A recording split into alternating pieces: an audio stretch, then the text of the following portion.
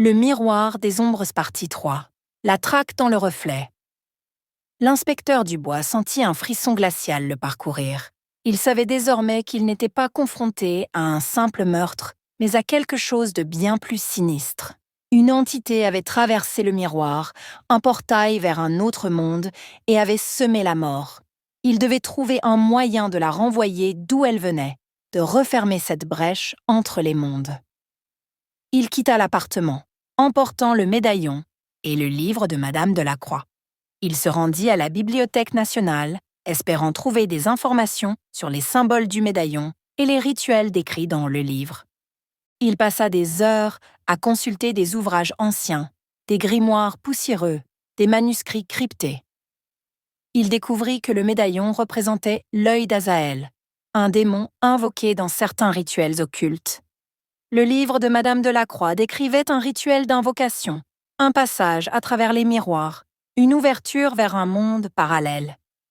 Dubois comprit alors que Madame Delacroix avait tenté d'invoquer Azaël, mais qu'elle avait perdu le contrôle, libérant une entité malveillante. Il retourna rue de l'Abbaye, décidé à affronter l'entité. Il entra dans l'appartement, la lampe à pétrole à la main. Le salon était toujours en désordre, les ombres dansant sur les murs. Il s'approche du miroir, le cœur battant. Il essuya la surface du miroir et regarda attentivement. Le reflet était toujours le salon, mais il percevait une distorsion, une opacité qui se dissipait lentement. Il se concentra, essayant de voir au-delà du reflet.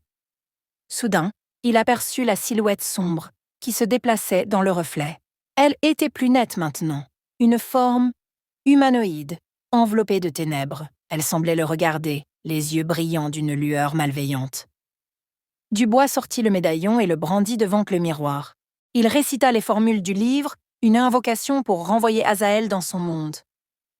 La silhouette dans le reflet gronda, les ombres s'agitant autour d'elle. Un vent froid souffla dans le salon, faisant trembler la flamme de la lampe. Les meubles se mirent à trembler, les tableaux à tomber des murs. Le miroir se mit à vibrer, le reflet se déformant, les ombres se mélangeant. Dubois continua à réciter les formules, le médaillon brillant d'une lumière argentée. La silhouette dans le reflet se tordit, hurlant de rage. Elle essaya de franchir le miroir, de sortir du reflet, mais elle a été retenue par la force de l'invocation. Le miroir se brisa, des éclats de verre volant dans la pièce. La silhouette disparut, emportée par le reflet brisé. Le vent cessa de souffler, les meubles cessèrent de trembler. Le silence revint dans le salon, un silence lourd et oppressant. Dubois se laissa tomber sur un fauteuil, épuisé. Il avait réussi à renvoyer l'entité, à refermer le portail. Mais il savait que le danger n'était pas complètement écarté. Les miroirs étaient toujours là, des portes potentielles vers d'autres mondes. Il se releva et ramassa les éclats de verre du miroir. Il les emporta avec lui, décidant de les jeter dans la Seine. Il quitta l'appartement, laissant derrière lui le chaos et le mystère.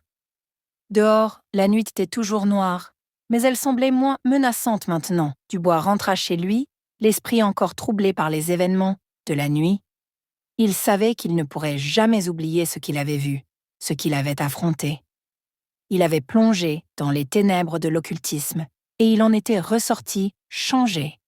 Il avait vu le reflet de l'inconnu, et il savait que le monde était plus vaste et plus étrange qu'il ne l'avait jamais imaginé.